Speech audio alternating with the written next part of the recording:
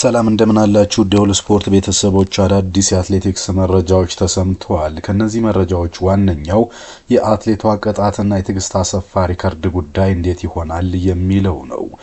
በቅርቡ ከሩጫ ታግዳ የነበረችው ኬንያዊት አትሌት ቅጣቱ ጸንቶባታል። የሩጫ ቅጣት የ3 ዓመት እገዳ ከመጣሉን ተከትሎ ሪከርዱ ወደ ትግስት ይመለሳል ወይስ እንዴት ይሆናል እየተዘገበ ያለውን መረጃ በተመለከተ አጋራችኋለሁ። ሌላኛው ጉዳይ ታዋቂዋ ኢትዮጵያዊት አትሌት ዜግነቷን ልትቀይር ነው። አትሌቷ ማነች፣ ለማን ሀገር ነው የምትሮጠው የሚለውና ምናልባት ዜግነት ለመቀየር ገፍቷታል ስለተባለው ምክንያትም እናነሳለን። በሌላ ዜና እሁድ የቫሌንሺያ ግማሽ ማራቶን ውድድር ይካሄዳል። በሴቶችና በወንዶች ኢትዮጵያን የሚወክሉ አትሌቶች ይፋ ሲደረጉ ጠንካራ ተፎካካሪ ኬንያውያንም ስማቸው እንዲሁ አብሮ ተነስቷል። በነገው ዕለት ትልቅ ውድድር ይጀምራል። ሁለተኛው የታዳጊዎች ኦሎምፒክ ነው። ስለዚህ እና በአዲስ አበባ ስለሚደረገው የኦሎምፒክ ጨዋታዎችም ሌላኛው መረጃ የምንነግራችሁ ነው የሚሆነው። ለጥቂት ደቂቃ ከኛ ጋር አብራችሁ ቆዩ።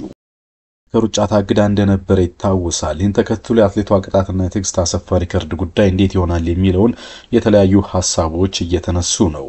ሃይድሮክሎራይዝድ HTCZ የተባለ የተከለከለ አበረታች ንጥረ ነገር ወስዳለች። ኬንያዊቷ የሴቶች ማራቶን የዓለም ሪከርድ ባለቤት ሩት ኬፕቸንጌች ይህች አትሌት እንግዲህ ይህንን መድኃኒት መውሰዷ ተረጋግጧል። የ3 ዓመታት እገዳ እንደተጣለባትም ዘ አትሌቲክስ ኢንቴግሪቲ ዩኒት ወይም ደግሞ በምህጻሩ AIU ትናንትና ባወጣው መግለጫ አስታውቋል። ይህን ተከትሎ የሪከርዱ ጉዳይ እንዴት ይሆናል፣ ለቀድሞ የሪከርዱ ባለቤት ትግስት አሰፋ ይመለሳሉ የሚሉ ጥያቄዎች እየተነሱ ነው።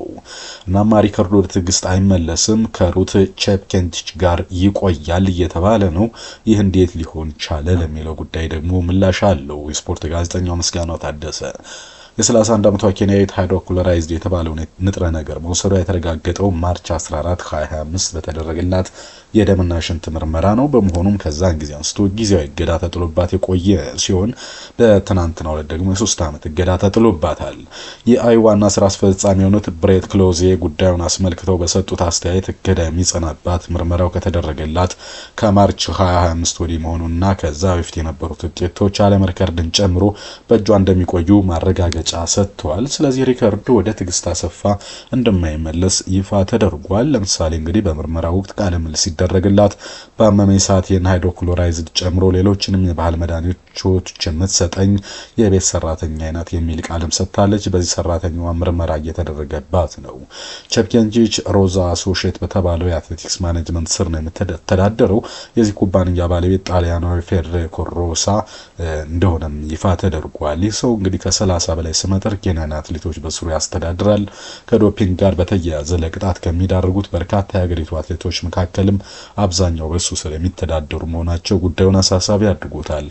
የኬንያ አትሌቲክስ ፌዴሬሽን ከኦገስት 25 አንስቶ እገዳ ጥሎበታል። ይህን ተከትሎ እሱም ቢአዩ ምርመራ እየተደረገበት ነው የተባለው። ይህ ብቻ ሳይሆን እንግዲህ ቼፕኬንጌች የሞባይል ስልክ ላይ ምርመራ ተደርጓል። አትሌቷ መጀመሪያ ላይ ሞባይሏን ላለማስፈተሽ አንገራግራ ነበር ቢሆንም በኋላ ላይ ግን ተስማምታለች ተብሏል። ከፌዴሪኮ ሮሳ ጋር የተጻጻፈቻቸው መልእክቶችና የመድኃኒቶች ፎቶዎችም እየተመረመሩ ነው። የነዚህ ምርመራ ገና በሂደት ላይ ነው። ወደ ኋላ ተሄዶ እየተደረገ ባለው ምርመራና የመጨረሻ ውጤት ከዚህ በፊት ዶፒንግ ትወስድ እንደነበር ከተረጋገጠባት ሪከርዱ ልትነጠቅና ለትግስት አሰፋ ሊመለስላት ይችላል ተብሏል። ነገር ግን እስካሁን ባለው ሁኔታ የምርመራ ይፋ ካልተደረገ ሪከርዱ ለትግስት አይመለስም። ይህች አትሌት ሩት የትግስትን ሪከርድ በአስደናቂ ሁኔታ ሰብራው እንደነበረ ይታወቃል። ይህን ሪከርድ ለመመለስ ትግስት አሰፋ በበርሊን ማራቶን ልሮጥ ብትልም አይ ከበርሊን ማራቶን ይልቅ ለሀገርሽ በቶኪዮ መሮጥ አለብሽ የሚል ጥያቄ መቅረቡን ተከትሎ ሩጫውን በቶኪዮ በማድረግ የብር ሜዳሊያ አስገኝታ እንደነበረ የሚታወቅ ነው። ወደ ሁለተኛ ጉዳይ እንለፍ። ኢትዮጵያዊቷ አትሌት ዜግነቷን ልትቀይር መሆኑ ተሰምቷል። ኢትዮጵያዊቷ የረጅም ርቀት ሯጭ የሆነችው ልቅና አምባው በ2028 ሎስ አንጀለስ ላይ የሚደረገው የኦሎምፒክ ውድድር የባህረ ሰላጤውን ሀገር ኳታርን ወክላ ልትወዳደር ማቀዷ ተሰምቷል። የ26 ዓመቷ አትሌት ልቅና በትራክና የጎዳና ላይ ውድድሮች ስትሳተፍ በተለይ ከቅርብ ዓመታት ወዲህ መቀመጫዋን በአውሮፓ አድርጋለች።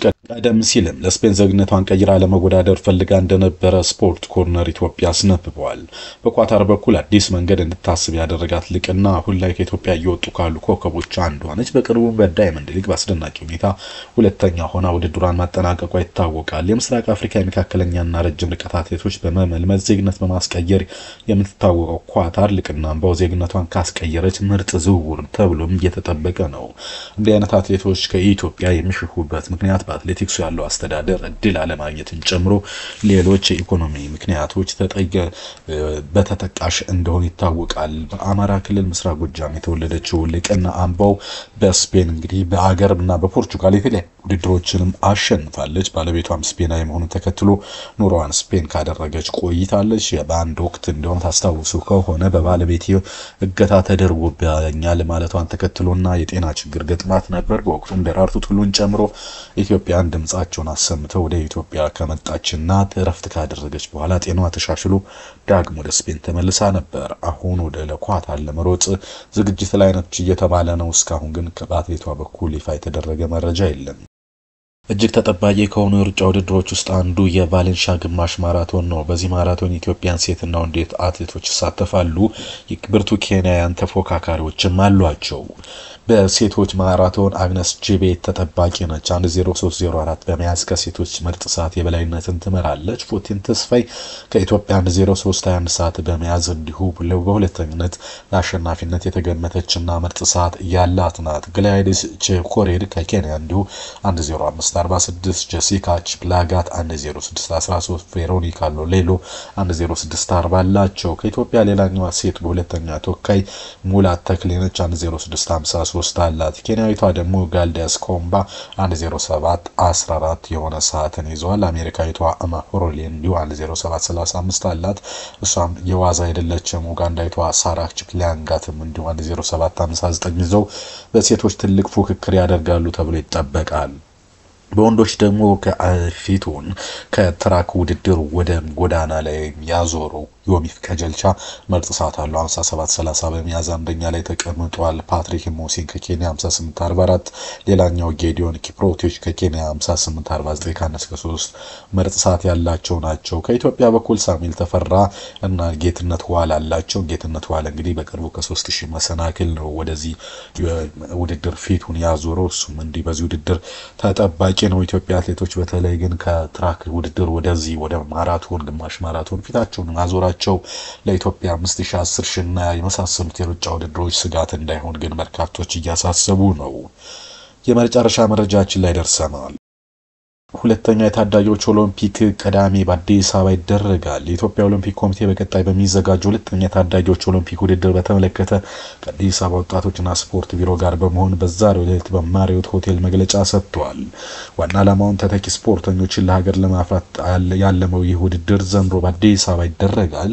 በቀጣይ በሚደረገው የታዳጊዎች ውድድር በ20 ስፖርት አይነት ሀገር እንድትወከል ኦሎምፒክ ኮሚቴው እየሰራን ነው ብሏል።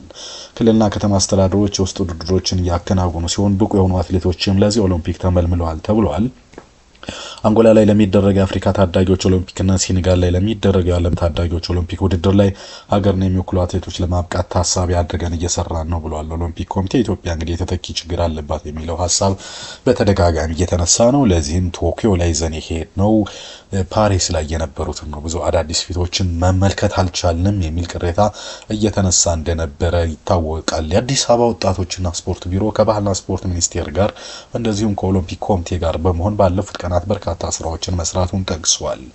ይህ ኦሎምፒክ የሚደረግበት በቂ ስፖርት ስፍራዎች ተዘጋጅተዋል ተብሏል። በታዳጊዎች ኦሎምፒክ ስፖርተኞች በ19 ስፖርት አይነቶች ፍልሚያዎች ይደረጋሉ ተብሏል። በዚህም ኢትዮጵያን የሚወክሉ ቀጣይ ተስፋዎች እንደሚታዩ ይጠበቃል። በቂ ስፖርተኞች ማቆያና የምግብ አቅርቦት እንዲኖር ስራዎች ተሰርተዋል ተብሏል። የደህንነት ችግር እንዳይኖር በበቂ ሁኔታ ዝግጅት ስለመደረጉም ተሰምቷል። የውድድሩ አዘጋጅ አዲስ አበባ ከተማ አስተዳደር በ13 የስፖርት አይነቶች በታዳጊዎች ኦሎምፒክ እንደሚሳተፍ የከተማ ወጣቶችና ስፖርት ምክትል ቢሮ ኃላፊ አቶ ዳዊት ትርፉ ተናግረዋል። ኢትዮጵያ እንግዲህ በኦሎምፒክ ላይ ከዚህ በፊት ውድድር ስታረግ የሱሉ ዙላይ ያሉል ውርወራና ሌሎች ላይ አትሞክርም። ኦሎምፒክም ቢሆን ሩጫ ላይ ነው በስፋት የምትሳተፈው። ቦክስን ጨምሮ ሌሎች ውድድሮች ላይ እንድትሳተፍ ለማድረግ ጥረት እየተደረገ ነው። በተለይ ደግሞ ከ800 ሜትር በታችም ሞክራ አታውቅም። አሁን ግን 400፣ 100፣ 200 የዱላ ቅብብልን ጨምሮ ሌሎች ውድድሮችን ለማድረግ ጥረቶች ተጀምረዋል ተብሏል። ኢትዮጵያ በተለይ የወጣቶቿና ተስፋዎቿን ሀብቷን አለመጠቀም ነው እንጂና ስፖርቱ ላይ አለመስራት ነው እንጂ የርዝመት ዝላይና ሱሉ ዝላይ ከጋምቤላ አካባቢ ማግኘት ትችላለች። የ100 የ200 እና የ400 ደግሞ አቅም ያላቸውና በፍጥነት መሮጥ የሚችሉ በጡንቻ ብቃታቸውም ተፈጥሯዊ ተሰጥኦ ያላቸው ከደቡብ ኢትዮጵያ ማግኘት ይቻላል። ይሄን እዚህ ላይ ልንሰራ ይገባል እያሉ ነው። ክቡራትና ክቡራን የሁሉ ስፖርት ቤተሰቦች ለማንኛውም ለአሁን ያስኩላችሁ መረጃ ይመስላል። በቀጣይ በአዳዲስ መረጃዎች እመለሳለሁ። መልካም ጊዜ